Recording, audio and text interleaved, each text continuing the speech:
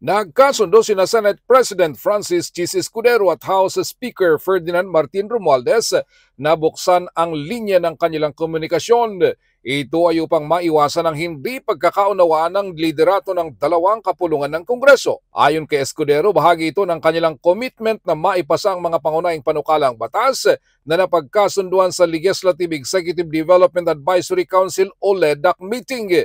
Inilarawan ng Senate President na naging mabunga ang una nilang pulong ni Speaker Romualdez upang muling maibalik ang magandang relasyon ng dalawang kapulungan ng Kongreso matapos magkalamat.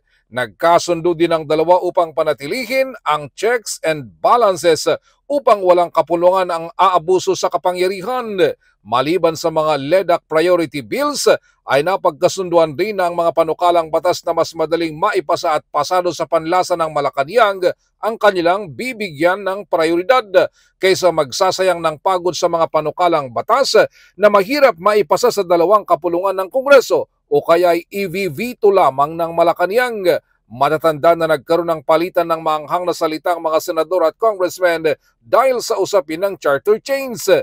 Isinulong sa Kamara de Representantes ang People's Initiative o PI na tinabla ng mga senador.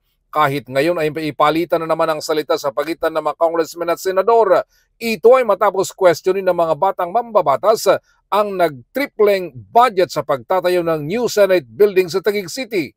Buwelta ni Senate Minority Leader Aquilino Coco Pimentel III, unahin na mga congressmen na punahin ang kanilang sariling budget sa Kamara. Dahil ang original na budget na inaprobahan ng Pangulo ay 15 billion pesos, ngunit pagdating sa General Appropriations Act ay naging 27 billion pesos na.